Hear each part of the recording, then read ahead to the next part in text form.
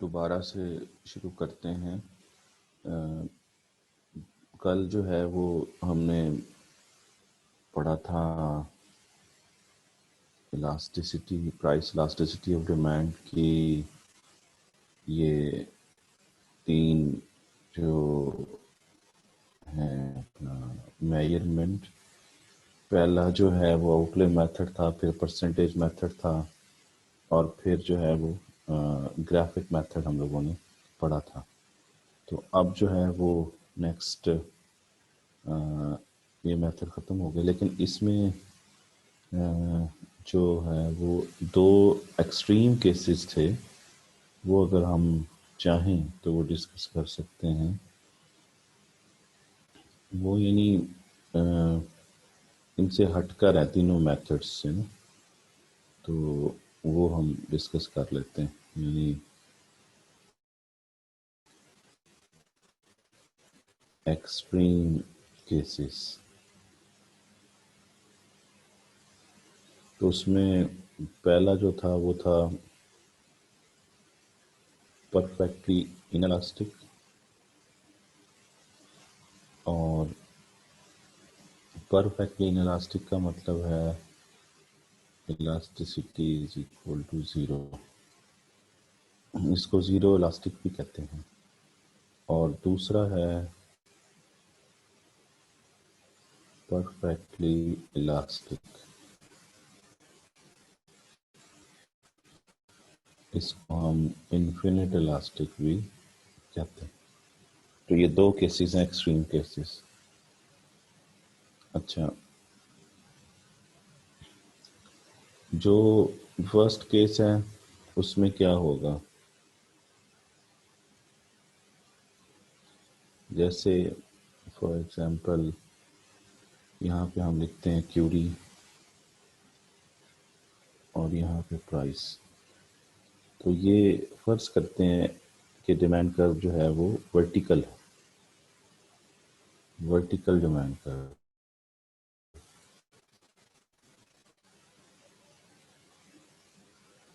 Demand curve क्या है, vertical है।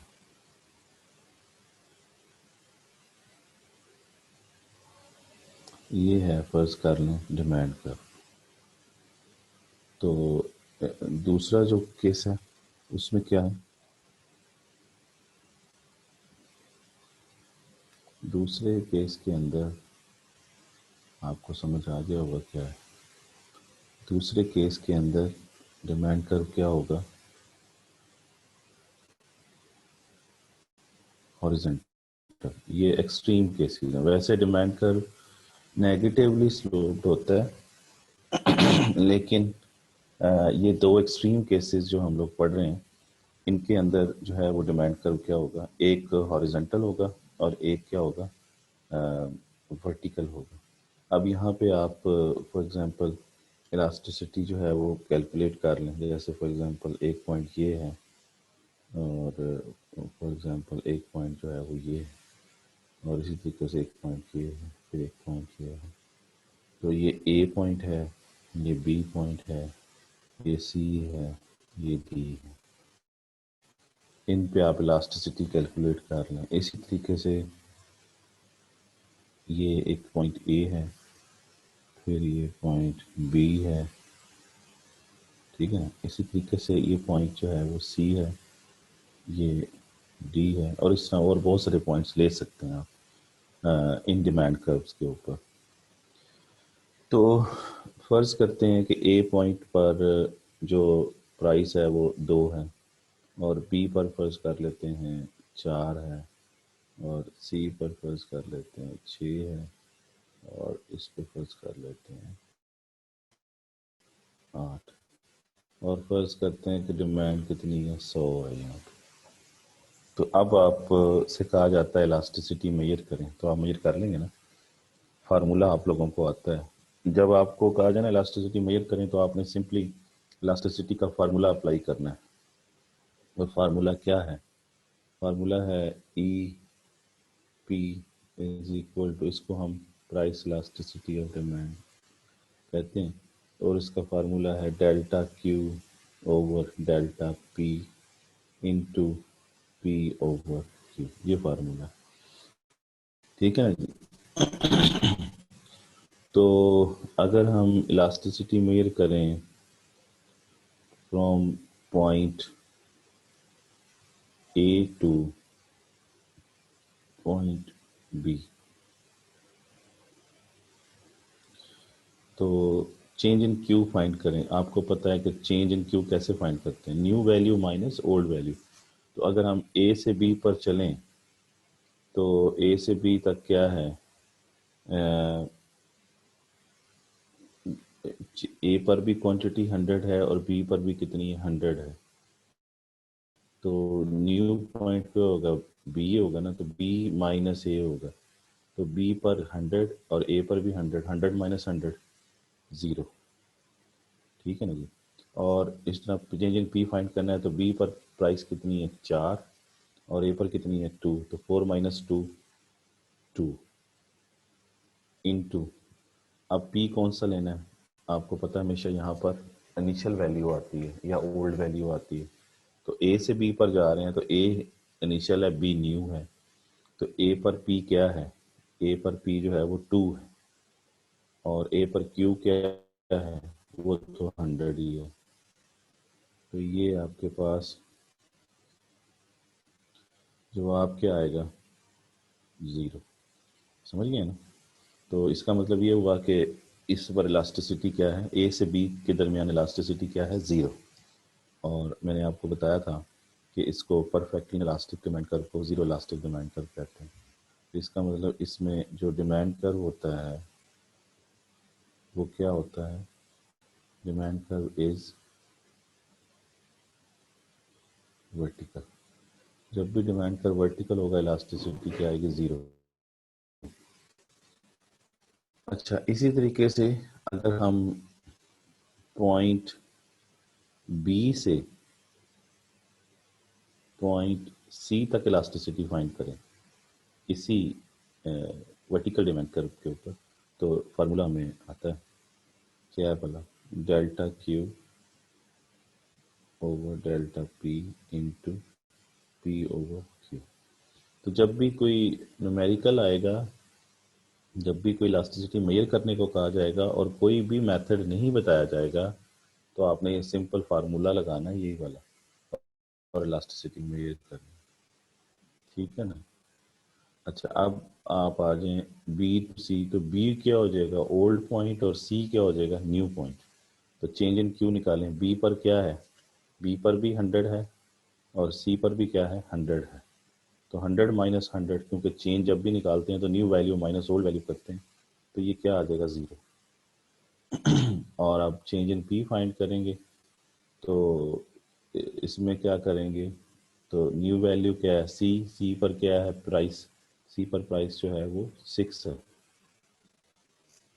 और बी पर क्या है, 4। तो 6 माइनस 4 2, यहाँ पर क्या आ जाएगा, 2। अब पी और क्यू इनिशियल फिर दोबारा आना है। तो बी अब इनिशियल है, सी अब ओल्ड है। तो बी पर प्राइस क्या आ रही है, 4। तो यहाँ पर आप 4 लिखेंगे और क्यू वही है, 100। तो जवाब फिर क्या आएगा, 0।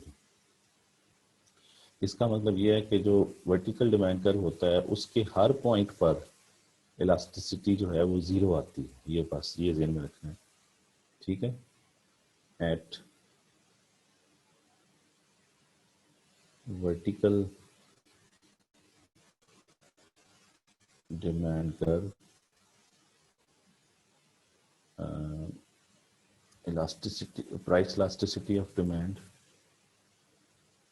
remains the same at at uh, at every point, at every point, at every point। और वो क्या होती है, दैट इज 0। तो ये 0 रहेगी। हो गया ना। अच्छा, अब अब क्या है, अब हम दूसरा देखते हैं, हॉरिजॉन्टल डिमांड कर्व। इस सूरत में डिमांड कर्व क्या होगा, डिमांड कर्व इज हॉरिजॉन्टल। अच्छा, अब इस पे इलास्टिसिटी मेजर करते हैं। जब इलास्टिसिटी इस पे मेजर करेंगे तो from point A to B पहले मेजर कर लेते हैं, ठीक है ना। फार्मूला क्या है, delta Q over delta P into P over Q जी। अब यहाँ कोई वैल्यूज ले लेते हैं, फर्स्ट करेंगे 50 फर्स्ट कर लेते हैं। और ए पर फर्स्ट करते हैं, क्वांटिटी जो है वो है 10। और बी पर कितनी है, 30। सी पर कितनी है, 30। और डी पर कितनी है, 40। तो ये फर्ज कर ली वैल्यूज। अब हम मेजर करते हैं। ए से बी चलेंगे तो ए आपका इनिशियल पॉइंट होगा या ओल्ड पॉइंट होगा, और बी न्यू होगा। इस तरह जब आप बी से सी पर चलेंगे तो बी इनिशियल हो जाएगा, सी न्यू हो जाएगा। इस तरह जब आप सी से डी तक चलेंगे तो सी इनिशियल या ओल्ड हो जाएगा और डी न्यू हो जाएगा। तो हर अगला पॉइंट न्यू और उससे पिछला ओल्ड होगा। और अब डेल्टा क्यू फाइंड करते हैं ए से बी तक। तो बी माइनस ए होगा ना, न्यू माइनस ओल्ड होता है चेंज फाइंड करने के लिए। तो क्या जवाब आएगा, 20 में से 10 माइनस करेंगे तो 10 आ जाएगा। और बी पर अब प्राइस फाइंड करें, चेंज इन पी फाइंड करें, तो बी पर प्राइस 50 है और ए पर भी प्राइस क्या है, 50 है। तो 50 माइनस 50 जीरो। अब पी और क्यू हमेशा इनिशियल लिखते हैं यहाँ पे। और ए पॉइंट पर क्या था, पी 50, सॉरी, ए पॉइंट पर क्या था, प्राइस क्या थी, 50। और क्यू क्या है, इनिशियल पॉइंट पर 10। तो जवाब क्या आएगा, 500 है ना, 500 डिवाइडेड बाई जीरो। और समथिंग ओवर जीरो क्या होता है, इंफिनिटी।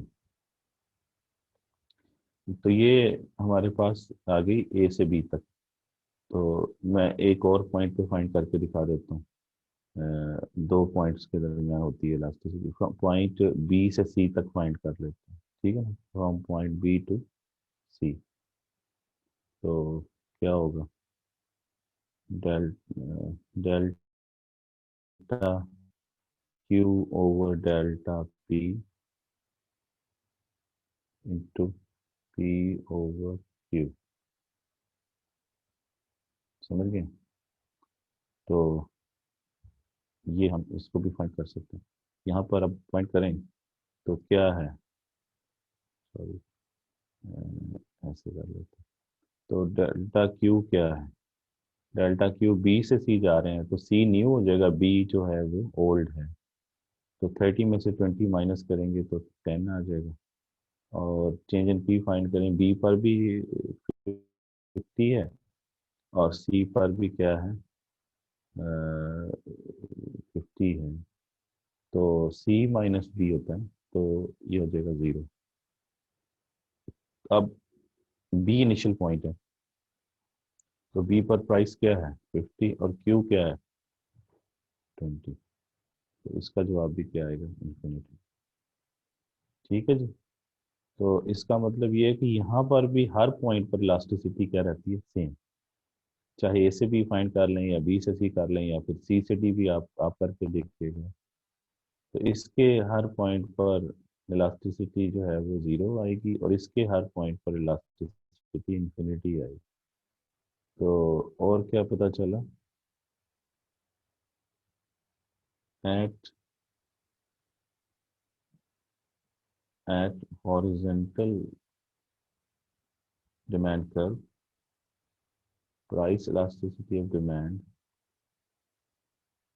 remains the same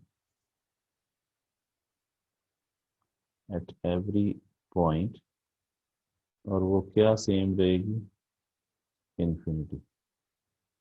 ठीक हो गया जी।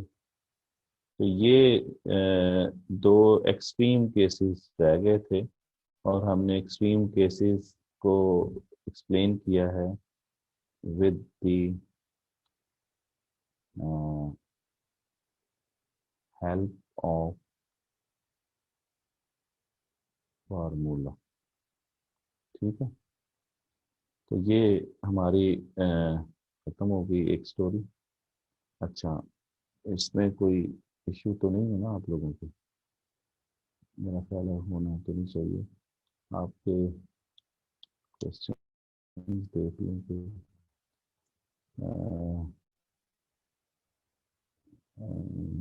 Voice problem please check. हाँ जी, वॉइस अब ठीक है, सबको आवाज़ सही आ रही है। हम अच्छा, इलास्टिक और इलास्टिक दोबारा समझा। इलास्टिक इन इलास्टिक जो है वो दोबारा भी बता देंगे।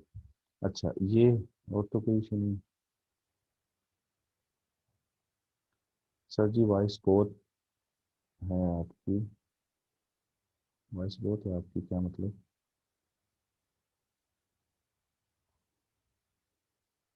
Y delta is delta Q zero, I don't understand it.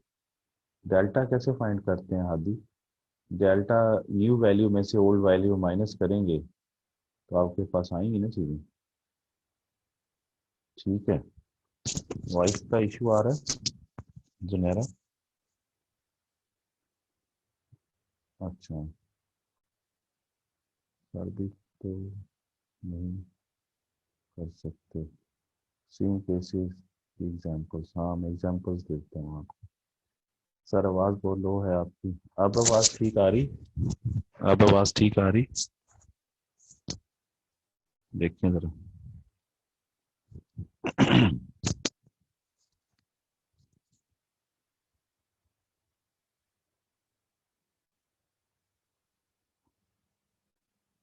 जबरदस्त।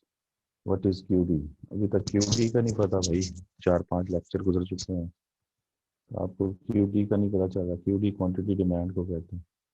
सर मैं 5 मिनट लेट हो गया था, प्लीज बैठे रहे, शॉर्टली एक्सप्लेन कर दें भाई, ये लेक्चर दोबारा सुन लें।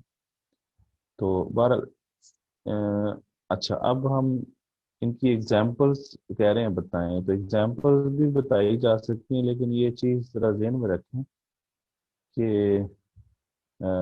ये चीज़ जहन में रखें कि ये एक्सट्रीम केसेस हैं। तो ये these are not normal cases. Extreme cases का मतलब ये है नॉट नॉर्मल केसेस। तो नॉर्मल नहीं है ये केसेस। तो ऐसा मतलब बहुत शाज़ व नाज़र ही आपको नज़र आएगा ऐसी चीज़, ऐसे डिमांड कर्व नॉर्मली नहीं होते हैं। डिमांड कर्व नेगेटिवली स्लोप्ड ही होता है, जैसे लास्ट डिमांड में बताया गया। तो इसको, इसकी एग्जांपल आप ले लें, जैसे फॉर एग्जांपल एक शख्स है, उसको ब्लड चाहिए, ठीक है ना जी? तो उसको ब्लड चाहिए, और ब्लड की जो प्राइस है वो फर्स्ट कर लें 2 है। तो अगर ब्लड की प्राइस 2 है, तो वो फर्स्ट कर लें 100 यूनिट लेता है ब्लड की, 100 यूनिट डिमांड करता है ब्लड की। अब फर्स्ट करें ब्लड की प्राइस जो है वो 2 से बढ़कर 4 हो जाती है, तो उस बेचारे को तो ज़रूरत है, वो जो मर्जी कीमत हो जाए वो तब भी उसको 100 ही चाहिए। तो इसका मतलब ये है कि कीमत के बढ़ने से भी उसने उतनी ही यूनिट खरीदे हैं। जैसे बहुत सारे मरीज होते हैं, थैलेसीमिया के होते हैं, जो मेरा ख्याल है जिनको ब्लड की जरूरत होती है, तो वो फर्ज कर लें वही शख्स हैं, तो वो 2 रुपए कीमत हो तब भी वो 100 यूनिट लेते हैं, 4 हो तब भी वो 100 यूनिट ही लेते हैं, 6 हो जाए तो तब भी वो 100 ही लेते हैं। तो ये एक्सट्रीम केस है, उनकी मजबूरी है, बहुत ज़्यादा ज़रूरी मजबूरी है उनकी, जिसमें उन्होंने कीमत के बढ़ने के बावजूद या कीमत के कम होने के बावजूद भी अपनी डिमांड को चेंज नहीं किया है, यहाँ पे देख रहे हैं ना? तो इस वजह से वो परफेक्टली इनलास्टिक हो गया। क्लियर हो गई ये बात कि बाज़ औक़ात ऐसी सिचुएशन हो जाती हैं, ये जेहन में रखें कि नॉर्मल केस नहीं है। तो इसकी एग्जांपल भी आपको कोई एक्सट्रीम ही लेनी पड़ेगी। तो ये मैंने आपको अभी थैलेसीमिया की एग्जांपल दी कि वो कीमत 2 से 4 हो जाए या 6 हो जाए या 8 हो जाए, वो इसमें चेंज नहीं लेके आ रहे, सेम है हर पॉइंट पर इलास्टिसिटी से अपना डिमांड सेम है। यानी फॉर एग्जांपल अगर हम इसका डेटा जनरेट कर लें, यहाँ पे डेटा जनरेट कर लें, यहाँ पे इसका ये प्राइस है, ये क्यूडी है, तो प्राइस देखें 2 है, 8 है, फिर 6 है, फिर 4 है, फिर 2 है ना। तो हर पॉइंट पर डिमांड कितनी आ रही है? 100। 100। 100 देख रहे हैं। तो कीमत कम हो जाए या कीमत बढ़ जाए, दोनों सूरतों में डिमांड क्या है? सेम। तो ये सिचुएशन क्या है? ये एक्सट्रीम केसेस है।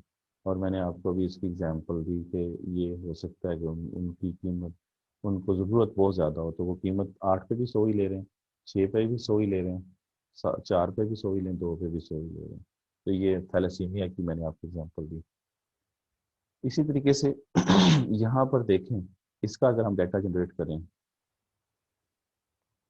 ये प्राइस है, ये क्यूडी है, तो प्राइस कितनी है यहाँ पे? प्राइस जो है वो 50 है। तो 50 पर कितने ले रहे हैं? 10।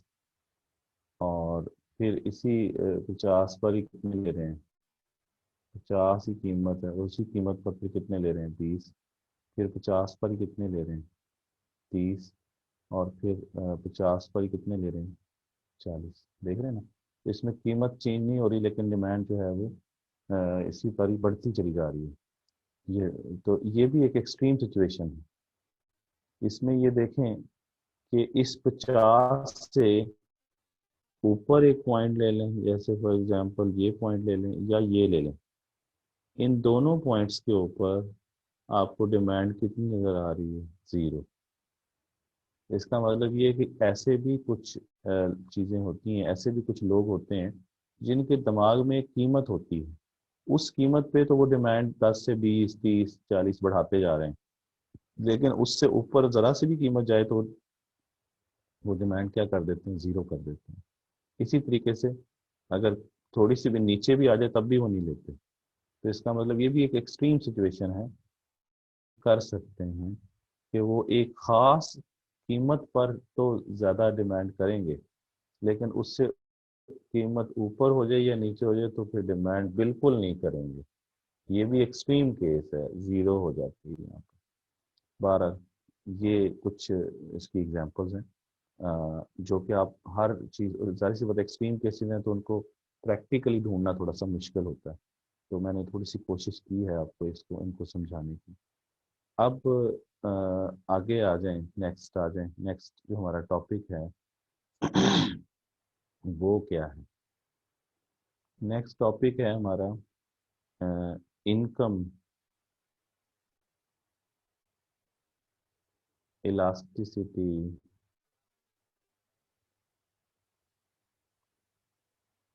Of demand. Income elasticity of demand. तो इनकम इलास्टिसिटी ऑफ डिमांड जो है वो अब पढ़ते हैं। इसको हम क्या लिखते हैं? इसको हम वाई ई डी भी लिख सकते हैं। Y means income elasticity of demand, E D means elasticity of demand. या इसको हम लिख सकते हैं ई, ई फॉर इलास्टिसिटी और साथ वाई लिख सकते हैं। ठीक है ना जी? ये नोटेशंस हैं, कोई मसला नहीं। अच्छा, अब ये एक चीज़ ज़हन में रखनी है, वो ये कि अब जो इलास्टिसिटी है वो प्राइस की नहीं है, ये अपने दिमाग में बिठाएं अच्छी तरीके से।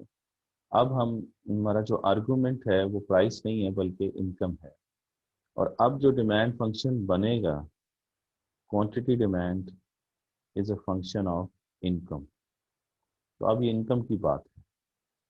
अब ये क्या शो कर रहा है? This shows the impact of income on quantity demand. तो इनकम का इफेक्ट है किसके ऊपर? डिमांड के ऊपर। इनकम का इफेक्ट है किसके ऊपर? डिमांड के ऊपर। तो अब क्या है इनकम का इफेक्ट डिमांड पे, ये समझना पड़ेगा। इसको जब हम इनकम का इफेक्ट देखेंगे डिमांड के ऊपर, तो इसे हम कहेंगे इनकम इफेक्ट। समझ रहे हैं ये? लेकिन ये ध्यान में रखें कि हम पढ़ क्या रहे हैं। हम पढ़ रहे हैं इनकम इलास्टिसिटी। अच्छा, अब हम देखते हैं कि अगर इनकम बढ़ जाए तो डिमांड क्या हो जाए? वो भी बढ़ जाए। एक सिचुएशन ये है। इनकम कम हो जाए और डिमांड क्या हो जाए? कम हो जाए। तो इसका मतलब ये है कि ये सिचुएशन, इसमें इनकम का क्या इफेक्ट है? पॉजिटिव, क्योंकि डायरेक्शन सेम है ना। इनकम बढ़ रही है तो डिमांड भी बढ़ रही है और इनकम कम हो रही है तो डिमांड भी कम हो रही है। तो ये पॉजिटिव, पॉजिटिव इनकम इफेक्ट है। अच्छा, ये पॉजिटिव इनकम इफेक्ट किन गुड्स के लिए होता है? For normal goods. इन्हें हम, इन गुड्स को क्या कहते हैं? Normal goods. यानी जिन जिन गुड्स की डिमांड इनकम के साथ पॉजिटिवली चेंज होती है उसे हम नॉर्मल गुड कहते हैं। तो इसका मतलब इनकम के बढ़ने से अगर डिमांड बढ़ रही है तो ये जिस चीज़ की भी डिमांड बढ़ रही है वो नॉर्मल गुड कहलाएगी। इसी तरीके से अगर इनकम के कम होने से आप किसी चीज़ की डिमांड कम कर रहे हैं तो ये भी पॉजिटिव है। तो ये जिस चीज़ की डिमांड कम हो रही है ये भी नॉर्मल। तो जब भी इनकम फैक्ट पॉजिटिव होगा तो वो जो गुड्स बन जाएंगी वो कौन सी होंगी? वो नॉर्मल गुड्स होंगी। अच्छा, ये स्टोरी समझ आ गई।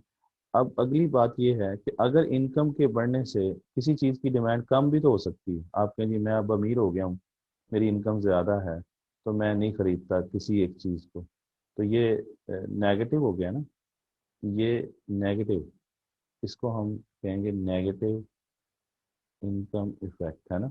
लेकिन इसकी दूसरी सिचुएशन भी है कि जब आप दोबारा, आपकी आमदनी कम हो जाए, इनकम कम हो जाए, तो आप उसी चीज़ को दोबारा ज़्यादा खरीदना शुरू कर दें।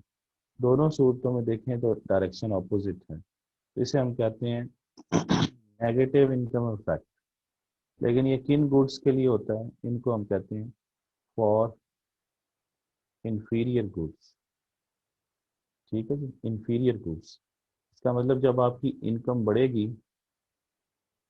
तो जिन चीज़ों की डिमांड कम करोगे वो असल में कौन सी गुड्स होंगी? इंफीरियर। क्योंकि अब आप अमीर हो गए हैं और अब आप कहते हैं नहीं, अब मैंने, मेरी इनकम ज़्यादा है तो मैं इन चीज़ों की डिमांड कम करूंगा, तो वो इंफीरियर है आपके लिए, क्योंकि अब आपकी इनकम जो है वो क्या हो गई है? ज़्यादा हो गई। इसी तरह जब आपकी इनकम कम हो जाएगी तो आप उन्हीं इंफीरियर गुड की डिमांड ज़्यादा करना शुरू कर दोगे, औकात पे आ जाओगे, है ना। क्योंकि इनकम कम हो गई है तो आप उन्हीं इंफीरियर गुड्स की डिमांड बढ़ा दोगे। आमदनी जब कम होती है तो लोग किन चीज़ों की डिमांड ज़्यादा करते हैं? इंफीरियर। और जब आमदनी ज़्यादा होती है तो फिर किन चीज़ों की डिमांड कम कर देते हैं? इंफीरियर। क्योंकि आमदनी ज़्यादा होगी तो वो कम खरीदेगा उन चीज़ों को, आमदनी कम होगी तो फिर उन्हीं चीज़ों को दोबारा खरीदना शुरू कर देगा, इन औकात पर आ जाएगा। ठीक है ना।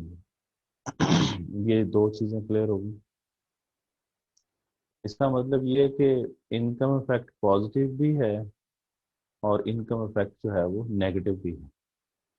अब क्लियर होगी बात आपको? अच्छा, एक एक और सिचुएशन ये है कि इनकम के बढ़ने से या कम होने से अगर क्वांटिटी डिमांड अप्रोक्सीमेटली सेम रहे, अप्रोक्सीमेटली सेम रहे, तो ये गुड्स भी नॉर्मल गुड्स ही होती हैं और इनको हम निसेसिटीज कहते हैं। ठीक है, निसेसिटीज ज़रूरत की चीज़ें होती हैं। आमदनी बढ़ जाए और आप रोटियां दो ही खाएं, आमदनी कम हो जाए रोटियां फिर भी दो ही खाएं, तो ये रोटी की डिमांड क्या बन जाएगी? नेसेसिटी बन जाएगी। समझ आ गई बात? तो ये नेसेसिटी भी क्या है? ये भी नॉर्मल गुड है।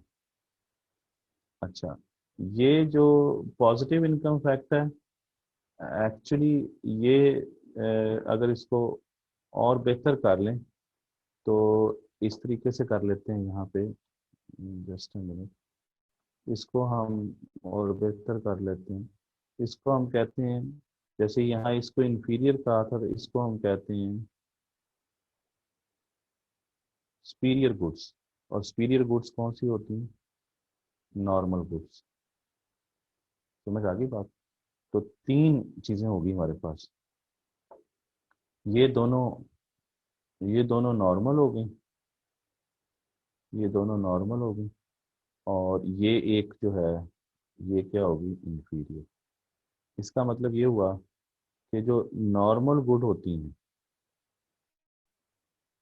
नॉर्मल गुड्स जो होती हैं वो दो किस्म की होती हैं। एक को हम सुपीरियर गुड्स कहते हैं, और एक को हम नेसेसिटीज। तो सुपीरियर गुड्स भी नॉर्मल गुड है, नेसेसिटी भी नॉर्मल गुड है। सुपीरियर गुड को लग्जरीज भी कहते हैं, लग्जरीज कहते हैं इसको, लग्जरीज भी कहते हैं। समझ गए? तो ये जहन में रखें, ये जहन में रखें कि जो नॉर्मल गुड्स होती हैं उनमें इनकम जो इफेक्ट है वो क्या होता है? Income effect is positive. तो क्लियर होगी बात? और दूसरी कौन सी होती है? दूसरी इंफीरियर होती है। तो इंफीरियर गुड्स में क्या होता है? इनकम इफेक्ट जो है वो नेगेटिव होता है। ठीक हो गया जी? ये जेन में रखना है। अब एक चीज क्लियर करनी है कि सुपीरियरिटी और इंफीरियरिटी का ताल्लुक इकोनॉमिक्स में प्राइस के साथ नहीं, बल्कि इनकम के साथ। मेरी बात समझ गए? अब आप वैसे बाजार में जाते हैं तो आप किसी चीज की कीमत से अंदाजा लगाते हैं, आम लोग जो होते हैं, कि ये सस्ती है तो ये घटिया शय है, इंफीरियर जिसे कहते हैं। और जो दूसरी है, अगर महंगी है, तो आप समझते हैं कि ये सुपीरियर है या कोई लग्जरी है। लेकिन इकोनॉमिक्स में जब आप आएंगे तो यहाँ पर जो सुपीरियर और इंफीरियर की डिटर्मिनेशन होगी वो प्राइस के बजाय इनकम से होगी। इनकम का अगर इफेक्ट किसी चीज की डिमांड पर पॉजिटिव है तो वो सुपीरियर है या नॉर्मल जिसे कहते हैं। और अगर इनकम का इफेक्ट किसी चीज की डिमांड पर नेगेटिव है तो वो इंफीरियर गुड कहलाएगी। समझ गए? और मैंने आपको बताया कि सुपीरियर भी नॉर्मल है और नेसेसिटी को भी नॉर्मल कहते हैं, क्योंकि ये नॉर्मल गुड्स की ही दो काइंड्स हैं। अब ये आपसे पूछे व्हाट इज नॉर्मल गुड, तो आप कहेंगे normal goods means those goods where income effect is positive. फिर पूछें कि व्हाट इज सुपीरियर गुड, तो उसकी भी यही डेफिनेशन होगी, superior good is a good where income effect is positive. फिर पूछे नेसेसिटी क्या है, तो आप कहेंगे necessity is a commodity or good where income effect is positive. तो तीनों में एक ही बात कहनी है। लेकिन जब आप कहें व्हाट इज इंफीरियर गुड, तो आप कहेंगे inferior good means when income effect is negative. ये ज़हन में रखना है कि इनकम इफेक्ट बोलना है, प्राइस इफेक्ट नहीं बोलना। तो जब भी इनकम की बारी आएगी तो फिर गुड्स कौन कौन सी आएंगी? सुपीरियर, इंफीरियर और नेसेसिटीज, तीन आएंगी। लेकिन उनमें से जो दो हैं वो एक ही चीज़ है। सुपीरियर कह लें या नेसेसिटी कह लें, ये दोनों क्या हैं? ये नॉर्मल गुड की ही काइंड्स हैं। तो इसमें इनकम फैक्ट दोनों में क्या आएगा? पॉजिटिव। तो ये सबके लिए इनकम इफेक्ट क्या है? पॉजिटिव। और इसके लिए क्या है? इसके लिए क्या है? नेगेटिव। तो मैंने अभी आपको अभी इनकम इफेक्ट समझाया है। इनकम इफेक्ट क्या है? पॉजिटिव, नेगेटिव, ये मैंने दोनों बताए हैं आपको। अब देखते हैं आगे चलकर हमने को याद होगा कि हमने इनकम इलास्टिसिटी जो है, प्राइस इलास्टिसिटी पढ़ा था। तो जरा मुझे प्राइस लास्ट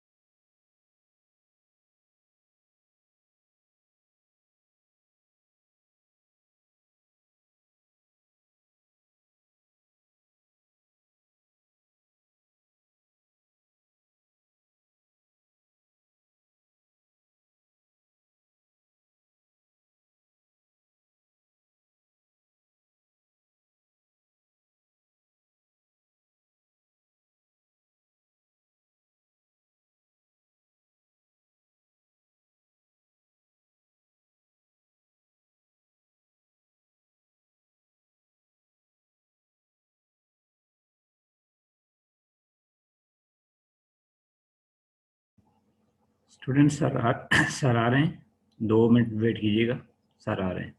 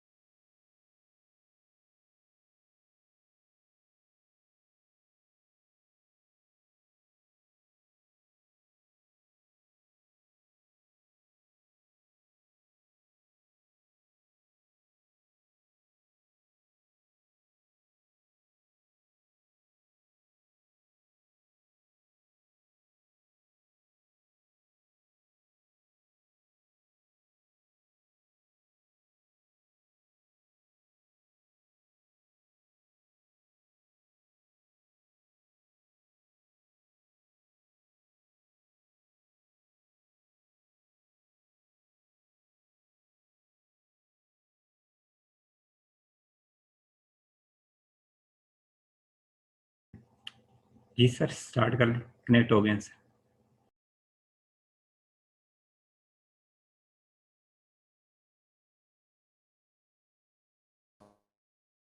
ठीक सर। जी सर।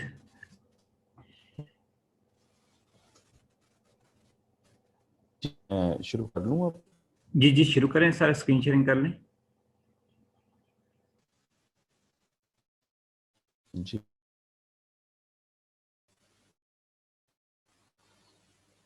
हाँ जी, सॉरी फॉर द इनका।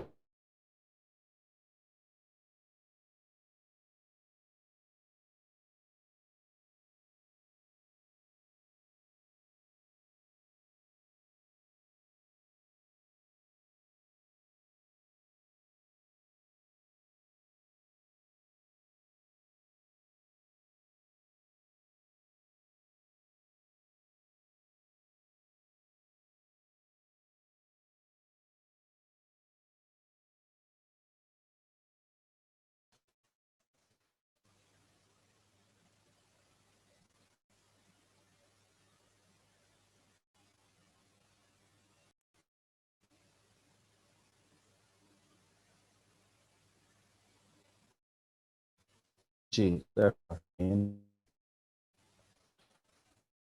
तो मैं डिस्कशन ये कर रहा था आपसे कि अ, आप फार्मूला कोई भी यूज़ कर सकते हैं इसमें से, तो आप इलास्टिसिटी, इनकम इलास्टिसिटी फाइंड करने के लिए। लेकिन जब आप इनकम इलास्टिसिटी फाइंड करेंगे ना, तो उस वक्त आपके पास जो डेटा होगा ना, वो इस तरह से होगा, यानी इस तरह इनकम होगी और यहाँ पर क्यूडी होगा। जैसे आपकी इनकम है फॉर एग्जांपल 10,000 रुपये और डिमांड है 20, फिर इनकम 1,000 रुपये है और डिमांड है 40। तो अब आप ये फार्मूला अप्लाई करके इलास्टिसिटी कैलकुलेट कर सकते हैं। ये कर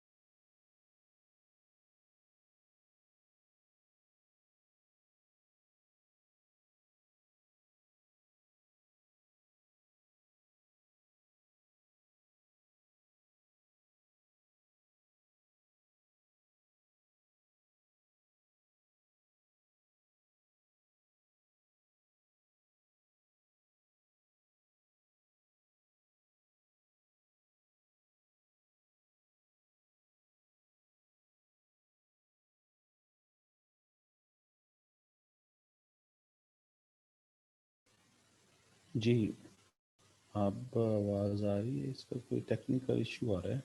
जी सर, एक हमें सेकंड। इंटरनेट का इशू है या कोई और इशू है? तो वो भी स्क्रीन शेयरिंग कर लें, आवाज़ तो आ रही है सर।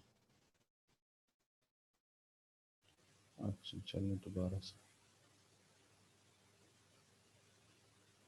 अच्छा जी,